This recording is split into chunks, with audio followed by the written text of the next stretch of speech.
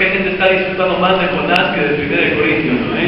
Creo que esa cara que ha puesto Rebeca ya es porque entonces, palabra es palabra, amén. Palabra es palabra. Dios es bueno con nosotros. Vamos a entrar a 1 Corintios capítulo 1 y empezamos con esto. Boris, te cambiaste de sitio. Es el otro perfil. En este lado. Sí me bañé en este lado. Entonces, me perdí por completo. 1 Corintios 1, no sé si te acuerdas, pero gente está jactándose, gente está buscando, no, yo soy de Pablo, yo soy de Apolos, yo soy de Pedro, yo soy de Guillermo, yo soy de Cristo, todos esos, todos tienen su propio pastor. Yo he sido bautizado por Pablo, yo he sido esto, yo he sido el otro, y Pablo está tratando de llevarles a un punto de hacerles entender, número uno, ¿en qué nos enfocamos en la iglesia? Hemos visto esto la última vez que vimos 1 Corintios, lo cual creo que fue hace un par de semanas, pero es el hecho de que predicamos que el Evangelio de Cristo. Para el mundo, ¿qué es el Evangelio de Cristo? Es locura, es tropiezo. Predicamos el Evangelio de Cristo. Y nosotros buscamos predicar el Evangelio a cualquier persona que pueda escuchar, aunque para el mundo es locura. Para nosotros es poder, para el mundo es tropiezo, para nosotros es sabiduría. Entonces, en Cristo encontramos todo lo que necesitamos. Pero no solamente nosotros nos enfocamos como iglesia en predicar el Evangelio, pero también en jactarnos en Cristo. Y esto es lo que sucede. Vamos a leer del versículo 26 hasta el versículo 31. Dice, mirando los versículos pasados, dice, pues mirad, presta atención, date cuenta, hermano. Mirad, hermanos, vuestra vocación, vuestro llamado, ¿ya? ¿Cuántos han sido llamados? Levanta la mano. ¿Cuántos han sido llamados?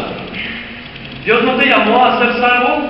¿Dios no te ha llamado? Somos llamados, ¿eh? Entonces, dice, mira tu llamado, mira tu vocación, tu vida, a lo que te dedicas. Dice, mirad, hermanos, vuestra vocación, que no sois muchos sabios, según la carne, ni muchos poderosos, ni muchos nobles, sino que lo necio del mundo escogió Dios. ¿Para qué? Para avergonzar a los sabios. Y lo débil del mundo escogió Dios para avergonzar a los fuertes. Y lo vil, wow, palabras fuertes, ¿eh? Lo vil del mundo y lo menospreciado escogió Dios. Y lo que no es, básicamente, cuando has escuchado, esa persona no es nada. Dice, lo que no es, ya me perdí, lo que no es, para deshacer lo que es, a fin, con el propósito de que nadie se jacte en su presencia, porque Él es el preeminente, Él es Dios.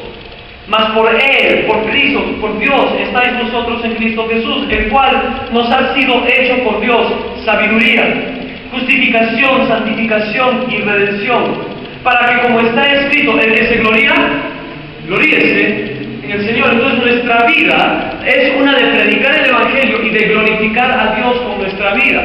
Es una vida de no enfocarnos en nosotros mismos. La vida del cristiano no tiene lugar para orgullo. La vida del cristiano no tiene lugar para pensar mucho de uno mismo.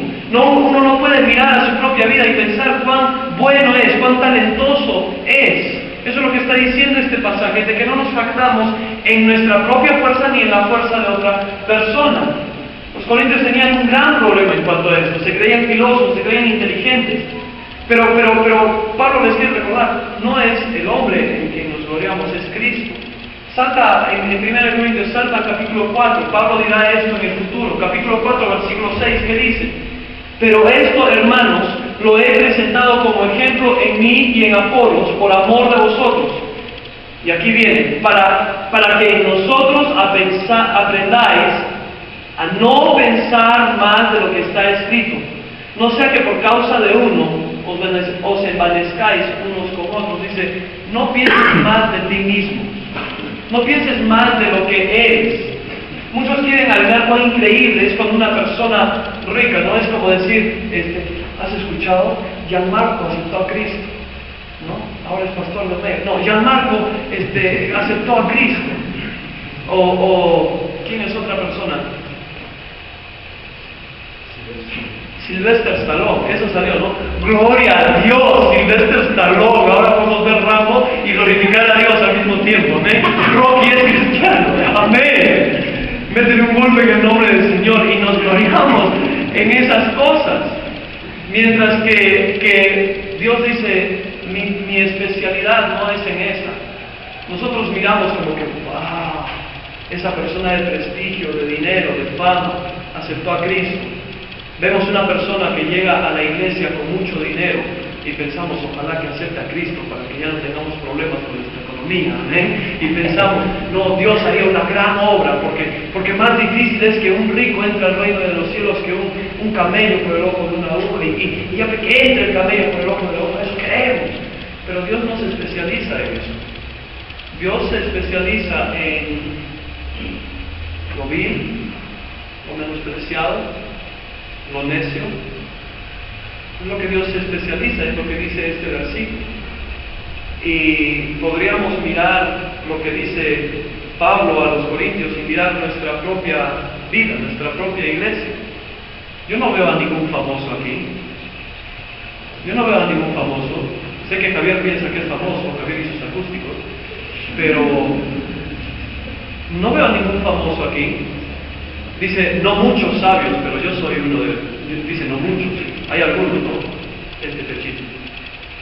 Pero si somos tan sabios, si somos tan inteligentes, si somos tan especiales, ¿por qué estamos en una iglesia que tiene 30, 40 personas aquí? ¿Por qué no estás al lado de los grandes evangelistas predicando? ¿Por qué no eres un multimillonario presidente del Perú?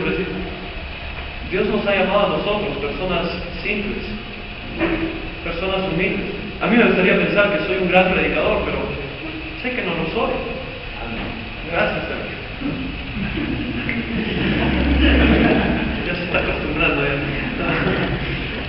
Entonces, yo me gustaría pensar que yo puedo predicar con Billy Graham, yo puedo predicar con Luis Palau, yo puedo predicar con esas personas, pero en verdad no es así. Dios ha llamado a simples. Y no es un insulto hacia ti, pero eso es lo que especializa a Dios. Y la pregunta es esta: ¿cómo podemos ser usados por Dios? ¿Cómo podemos ver a Dios obrar en nuestra vida? ¿Cómo podemos nosotros ver que Dios haga una gran obra en nuestra vida? Pablo no era una persona especial. Lo que dice la historia es que Pablo era una persona chata, calvo, chato, calvo, feo, ahí no voy a mirar a nadie, chato, calvo, feo, con pus saliéndole de los ojos. Y este hombre fue uno de los que escribió más libros del Nuevo Testamento que cualquier otra persona. Fue una de las personas más influenciales en la iglesia. Fue el mejor misionero de todos los tiempos, aparte de Jesús. Y fue una persona vil, menospreciada. Era una persona de no mucho prestigio. Y tampoco eran estos corintios. Entonces, ¿cómo podemos ver esto? Número uno, es que reconozcamos quiénes somos. Y mira versículo 6. Y tú debes verte a ti en este versículo. Dice, pues mirad, hermanos, vuestra vocación, que no sois muchos que no sois muchos. Lee el versículo, somos una iglesia de la Biblia, que no somos muchos. ¿Nadie está viendo el versículo? Léelo conmigo. No somos muchos, no voy a parar hasta que me ayuden. No somos muchos por sabios, gracias Javier, según la carne. Lo siguiente, ni muchos poderosos, ni muchos nobles. Pablo dice palabras muy fuertes, pero les hace recordar que no son ese tipo de personas. Salta al capítulo 6. Este es el tipo de persona que era. Salta al capítulo 6, versículo 9. Capítulo 6, versículo 9. Pablo les hace recordar en el futuro, dentro de unos capítulos, les hace recordar quiénes eran. Y quisiera, antes de que veas el versículo, mírame por aquí. Acuérdate de quién eras antes de Cristo. Acuérdate de quién eras antes de Cristo. Algunos eran borrachos, algunos eran infieles, algunos eran malas personas, algunos eran mentirosos, rencorosos, odiosos. Pero ahora que Cristo te ha cambiado la vida, eres diferente. Amén. Amén. versículo 9 justamente dice eso, dice, ¿no sabéis que los injustos no heredarán el reino de Dios? No erréis, ni los fornicarios, ni los idólatras, ni los adúlteros, ni los afeminados, ni los que se echan con varones, ni los ladrones, ni los ávaros, ni los borrachos, ni los maldicientes, ni los estafadores heredarán el reino de Dios. Es una lista brava, ¿no? Es una lista de gente brava, ¿verdad? ¿Lista de gente brava, sí o no? Sí. Ustedes dicen, no, esta gente no queremos que nuestra iglesia. Versículo 11. Y esto erais. ¿Quién eras tú antes de Cristo? ¿Quién eras tú antes de Cristo? Según este versículo, según 1 Corintios, no eras nada, no eras nadie. Mas ya habéis sido lavados, ya habéis sido santificados, ya habéis sido justificados en el nombre del Señor Jesús y por el Espíritu de nuestro Dios. Salta capítulo 4, retrocede. Tú dices, pero David, entiende que yo soy talentoso, yo tengo talento, yo mismo soy, versículo 7. Porque, ¿quién te distingue? Dice, ¿qué tienes que no hayas recibido? Y si lo recibiste, ¿por qué te glorías como si no lo hubieras recibido? ¿Piensas que tu talento, piensas que tus dones, piensas que lo que tú eres ahora es por tu propio esfuerzo, es por tu propio talento, es por tu propio... No, Dios te dio todo lo que tienes. Y en este capítulo está hablando de los dones, y está hablando de qué te glorías. ¿Quién te hizo como eres? Dios. ¿Quién te dio los talentos que tienes? Dios. Nada es tuyo. Eres una persona que la Biblia dice, no muchos sabios, no muchos nobles, no muchos inteligentes. En verdad somos débiles. Somos necios, según 1 Corintios 1. Muchas veces queremos añadir a la cruz de Cristo, queremos añadir a su obra redentora, al mostrar nuestro esfuerzo, desempeño, prestigio, pero Dios nos dice que así no éramos, y que Él nos escogió no por lo que éramos, pero a pesar de lo que éramos. Tú dices, cuando yo acepté a Cristo, Dios se ganó la lotería. Y Él dice, yo no te escogí por lo que eres, yo te escogí a pesar de lo que eres. Él nos escogió a pesar de lo que éramos. Y tú sabes que no somos personas especiales.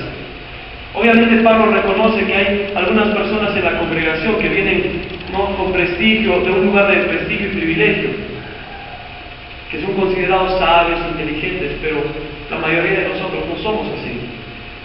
Y al traer las buenas nuevas a los pobres a través de Cristo, Dios se alinea con los aislados, con los pobres, con los débiles.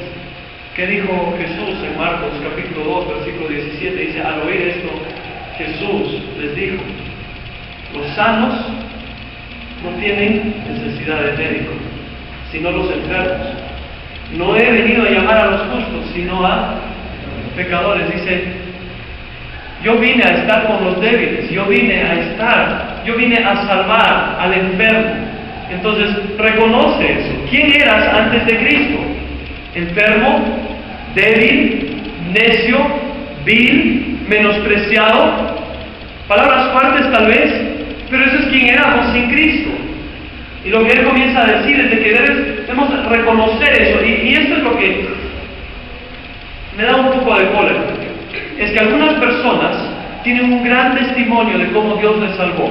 Tienen un gran testimonio de lo que Cristo hizo en su vida después de ser salvo. Cómo el Espíritu Santo cambió su vida. Tal vez hayan sido borrachos, tal vez hayan sido adúlteros, tal vez hayan sido engañosos en el trabajo, tal vez hayan sido A, B, C o D. Y nosotros nos avergonzamos de eso, ¿verdad? Nos avergonzamos de todo lo malo que hayamos hecho y no lo decimos, no lo compartimos porque nos avergüenza, ¿verdad? Nos da vergüenza esa vieja vida. Pero la verdad es que ahí está el poder. El poder de tu testimonio es en el hecho de que eras cierta persona y Dios te cambió. Entonces, ¿dónde está el poder? En un hombre que dice, yo fui borracho, pero Dios me cambió la vida. Y yo puedo estar levantando la mano diciendo, ese fui yo, y es verdad. El centro de rehabilitación era yo. Centro de rehabilitación Betel. Y honestamente, tú dices, no, en la vida de un hombre como yo. Y yo no tengo ni una duda que si hermano Walter estuviese aquí, él haría lo mismo. Yo me acuerdo cuando estuvimos en Hunter, cuando él llegó y no tenía tantas canas y tenía más cabello. Me acuerdo cuando estábamos en la iglesia, hermano Walter, mi papá te hablaría, predicaría. Yo tenía 9 años, 8 o 9 años, y mi papá predicaría y diría: Dios puede cambiar tu vida, Dios puede hacer algo en ti. Si tú eres borracho, Dios puede cambiar por completo tu vida. Y Walter en la segunda fila: ¡ese era yo! Ahí está el poder. Ahí es el poder. Y eso nos lleva a lo siguiente: es de que debemos reconocer quiénes éramos, pero debemos reconocer por qué Dios nos escogió. ¿Por qué Dios te escogió? Y eso es algo hermoso, ¿eh? Es algo muy hermoso.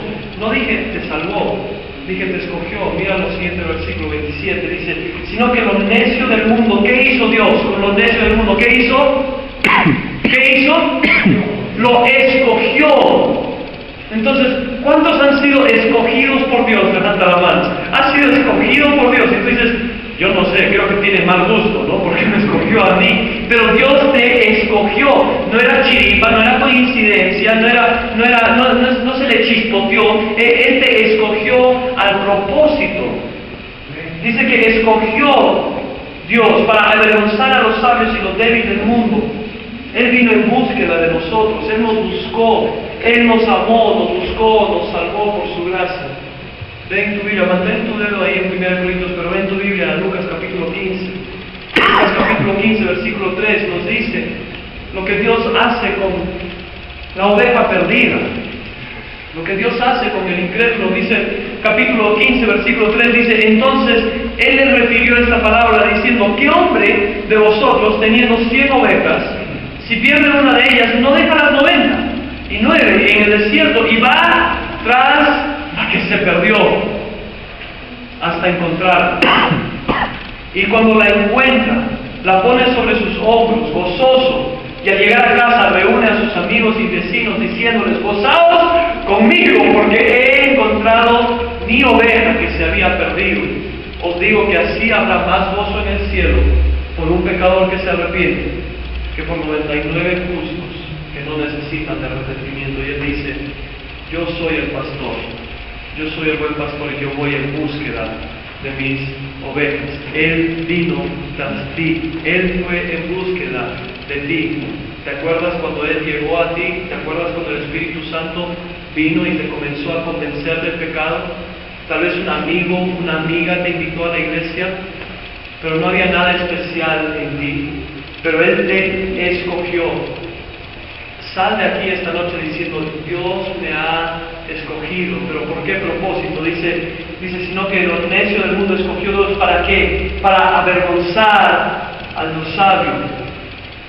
Y lo débil del mundo escogió Dios para avergonzar a lo fuerte. Y lo vil del mundo y lo menospreciado escogió Dios. Y lo que no es, para deshacer lo que es. Dios quiso mostrar al mundo que la salvación es solamente por gracia. Si fuésemos todos ricos, si fuésemos todos pitufos, gente comenzaría a decir: bueno, supongo que hay algún mérito. Si fuese solo gente de prestigio, hay algún mérito en la manera que uno puede llegar a Cristo. Pero Él está diciendo: no. Al mundo que en su sabiduría piensa que necesitas prestigio, dinero, inteligencia, sabiduría para conocer a Dios, para conocer de Dios.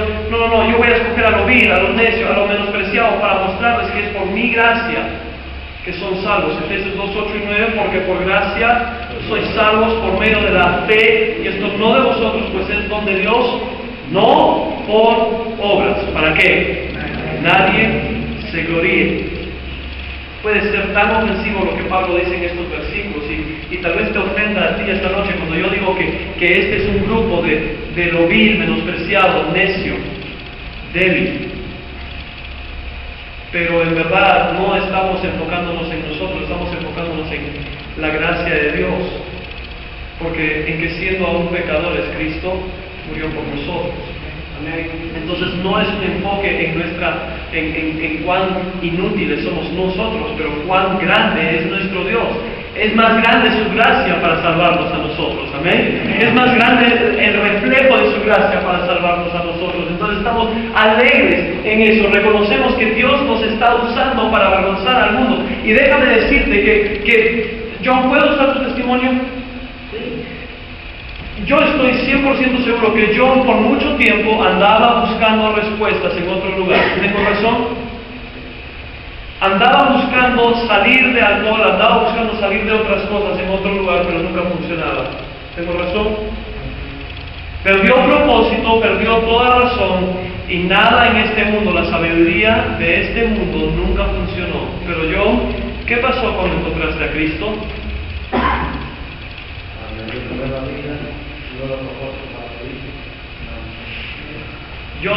Si yo no sabría la historia de John Moscoso, yo nunca hubiese imaginado que él hubiese estado en un centro de rehabilitación. Pero esa es la gloria de Dios, que Él hace cambios milagrosos, que Él avergüenza al mundo, que mientras la sabiduría de este mundo no puede, Dios dice, yo sí puedo. En mí, en lo necio de Dios, en lo débil de Dios, Él hace tiras a este mundo, destruye la sabiduría, lo que psicólogos, lo que psiquiatras, lo que personas de este mundo, lo que el positivismo no puede hacer en este mundo. Cristo dice, yo lo hago, yo lo puedo hacer, y yo cambio vidas. Y yo veo en esta habitación una habitación llena de vidas cambiadas. Amén. Amén. Qué grande es nuestro Dios. Pero nos usa a nosotros para avergonzar a lo del mundo. Entonces, ¿cuál es la historia más grande que tú le puedes explicar a alguien? Tú dices, yo no sé cómo compartir el Evangelio. Cuéntale tu historia. Cuéntale tu historia. Cuéntale cómo eras antes de Cristo. Cuéntale cómo Dios cambió tu vida. Cuéntale quién eras. Te cuento la historia de mi abuelo. Te cuento que mi abuelo era un borracho. Su madre, mi tatarabuela, murió con un aborto ilegal en Estados Unidos, y mi abuelo tenía 6 años en ese tiempo. Mi tatarabuelo, el esposo de la señora que murió, bisabuelo, él era una persona horrible, era el dueño de un bar, y cuando mi abuelo cumplió 6 o 7 años, él los mandó a vivir en diferentes hogares del estado, ya, a sus 4 hijos. Vino la guerra, lo iban a reclutar para la guerra, y él dice, yo soy viudo. Entonces recogió a sus 4 hijos de diferentes estados de Estados Unidos y los puso en una casa, alquiló la casa y dijo, muy bien chicos, ustedes defiéndanse. Entonces mi abuelo ahora tiene 11, 12 años y él tiene que cuidar de sus otros hermanos, es el hijo mayor. Y su padre no tiene nada que ver con ellos, solo les ha dado una casa para vivir, para que él pueda decir que no puede ir a la guerra porque es viudo. Entonces a partir de los 14 años mi abuelo es un alcohólico completo. Es un alcohólico completo. A los 18, 19 años conoce a una señorita llamada Carolina, mi abuelo. Y ella es creyente. Sus padres aman a Dios. Sus padres son buenos padres, que leen la Biblia y están obsesionados con Dios. Y de repente mi abuelo comienza a ir a la iglesia con ellos. Y mi abuela pensaba que Dios estaba haciendo una obra en la vida de mi abuelo. Porque cuando fueron a la iglesia y en el momento de invitación, cuando todos se pararon y estaban cantando, pidiendo que gente acepte a Cristo, él se paró ahí en la banca y estaba agarrando la banca enfrente de él tan fuerte que sus nudillos estaban blancos. Y mi abuela dijo, Dios está obrando en su vida, el Espíritu Santo está obrando tanto que no quiere soltar la banca. Y después él dice, no, estaba tan borracho que si me soltaba me iba a caer. Y así venía a la iglesia. Y se casaron. Mi abuelo, siguiendo siendo incrédulo, se casaron. Y salió embarazada mi abuela con un niño que se llamaría Austin, Guillermo, mi papá. Y nadie sabía que mi abuela estaba embarazada. Y mientras el pastor se para a predicar un día, dice, tu hijo será un misionero y predicará a lo largo del mundo, y Dios lo usará grandemente, pero tú morirás e irás al infierno y nunca verás nada de eso. Y mi abuelo dice que el dedo de ese predicador era el dedo más largo del mundo, porque él estaba en la última fila y le alcanzó a la cara. Y ese día él aceptó a Cristo. Y desde ese día ni una vez más le metió la mano a mi abuela. Desde ese día ni una vez más tomó alcohol. Desde ese día nunca más fue la misma persona. Cuando él murió, hubieron como 300 200 personas en su funeral, gente alrededor del mundo viendo por internet su funeral, porque su vida había impactado a personas alrededor del mundo. ¿Sabes qué hace eso? Solo el Evangelio. Solo Jesús hace eso. Ninguna psicología podría hacer eso, ningún psicólogo, ningún psiquiatra podría hacer eso. Solo Jesús hace ese cambio. Y mi abuelo nunca se avergonzó de su historia. Nunca se avergonzó de quién era. Porque él sabía que un chacarero simple que no terminó ni el 4º grado de primaria avergonzó a los sabios de este mundo. Avergonzó a los fuertes de este mundo. Un hombre simple de la chacra. Eso es lo que Dios usa para avergonzar al mundo. ¿Por qué? Porque el versículo 29 dice: a fin de que nadie se jacte en su presencia. Él dice: yo quiero la gloria para mí. Yo quiero la gloria para mí. Pero muchas veces nosotros escondemos nuestro testimonio, no decimos cómo fueron las cosas porque nos quitaría prestigio a nosotros. Muchas veces queremos actuar como que somos perfectos y nos jactamos de quién somos. Pero Él dice: no, tú no te jactas en tu propia fuerza, en tu propia habilidad o talento, y tampoco te jactas en otras personas. No te jactas en mi presencia, porque toda la gloria se la merece Dios. Nadie más. No somos especiales, hermanos. Yo no soy especial. Mi Dios es especial. Dice: yo no quiero que nadie se jacte. Con esto Dios dice: a los pies de Cristo cada hombre es igual. Y con escoger lo vil y lo menospreciado, le dice a los sabios, le dice a los fuertes de este mundo que tu sabiduría no sirve a los pies de Cristo. Porque yo no escojo por tu sabiduría ni por tu inteligencia. Yo te escojo porque es mi gracia que te salva. Así mostró al mundo su necesidad de gracia. La sabiduría no puede entender ni explicar cómo Dios cambia al pecador. Salvación es completamente por gracia. En 1 Corintios 3:21 dice: así que ninguno se gloríe en los hombres, porque todo es vuestro. No nos podemos gloriar ni aún en buenas personas como Pablo, ni Pedro, ni Apolos. Lo cual nos lleva al último punto. Si queremos ser usados por Dios, si queremos que Dios use nuestro testimonio, use nuestra vida, debemos reconocer quiénes somos, reconocer por qué Dios nos salvó y por qué nos escogió. Pero por último debemos deleitarnos en quién es Dios y qué ha hecho en nosotros. Mira lo que dice el versículo 30, dice: más por Él, por Dios, estáis vosotros en Cristo, el cual nos ha sido hecho por Dios sabiduría, justificación, santificación y redención, para que como está escrito, el que se gloría, gloríese en el Señor. En Cristo tenemos todo lo que necesitamos. Él se ha hecho la sabiduría de Dios a este mundo. Y la sabiduría de Dios es esto: la salvación que está en Cristo Jesús. La sabiduría de Dios es completamente diferente a la sabiduría de este mundo. Es completamente diferente a Alcohólicos Anónimos, es completamente diferente a cualquier otro centro de rehabilitación, cualquier otro psicólogo, cualquier otra filosofía. La sabiduría de Dios es esta: encuentra salvación en Cristo Jesús. Eso es lo que dice, hecho por Dios sabiduría, justificación, santificación y redención. Él es nuestra justicia. Al que no conoció pecado, por nosotros lo hizo pecado, para que nosotros fuésemos hechos ¿qué? Justicia de Dios en Él. Él es nuestra santificación. Juan 17 dice: y por ellos yo me santifico a mí mismo, para que también ellos sean santificados en la verdad. Y Él es nuestra redención. Romanos 3:24 dice: siendo justificados gratuitamente por su gracia, mediante la redención que es en Cristo Jesús. El contraste con el mundo es que nosotros debemos toda nuestra existencia a Dios. ¿Qué dijo hermano Arturo antes de empezar el informe económico? Humíllate en la mano poderosa de Dios.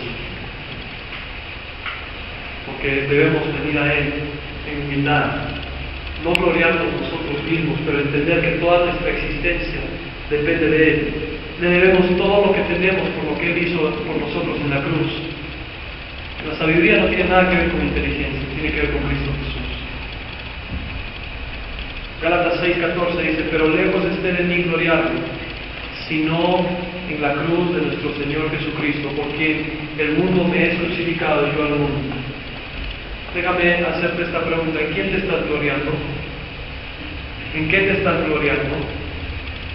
¿Te glorías en tu posición, en tu poder, en tu dinero, en tu talento, en tu inteligencia, en tu personalidad?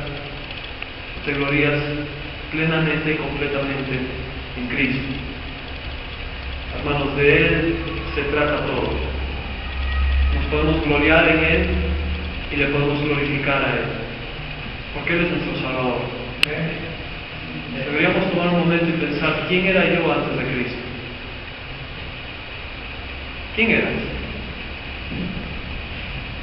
Nada. Pero ¿quién somos ahora? Somos justificados, redimidos. Es lo que somos en Cristo. Somos salvos en Cristo. Entonces nuestra gloria, ¿de dónde viene? De Cristo. En eso nos gloriamos, en la cruz de Cristo, porque ahí es donde encontramos poder, vida, redención, santificación, salvación. Dios, yo te agradezco por esta noche, te agradezco por todo lo que tú has hecho. Señor, yo te pido de que uses nuestros testimonios, todas las historias que hay aquí en esta iglesia, que tú las uses para tu honra y para tu gloria, Señor. Que nosotros podamos ver la importancia de exaltarte a ti, no de exaltarnos a nosotros mismos. Señor, yo te pido que tú hagas una gran obra y, Señor, que en nuestro corazón nosotros podamos gloriarnos en ti, que ante otros podemos gloriarnos en ti. Gracias, Dios, por todo lo que haces. Gracias por todo lo que haces. Con cabeza inclinada, ojos cerrados, yo quiero solo ofrecerte una oportunidad. Tú dices: yo no conozco a Cristo. Yo he buscado mi propia salvación, mi propia justificación, mi propia vida en mis propios esfuerzos y nunca ha llevado un cambio a cabo en mi vida. Yo necesito ese cambio, yo necesito de Jesús. Yo quiero ser salvo y en esta noche tú quisieras conocer a Cristo. Solo levanta y baja tu mano. Habla a alguien. Muy bien, hay una persona, habrá alguien más.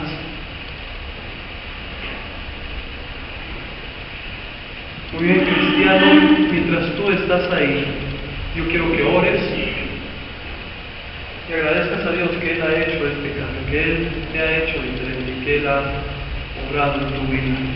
Y gloríate en Él. Dios, te agradezco por todo lo que tú haces, por todo lo que tú estás haciendo. Señor, te agradecemos por escoger a lo vil, menospreciado, lo débil, no muy sabio, para tu honra y tu gloria. Gracias por todo lo que haces. Amén.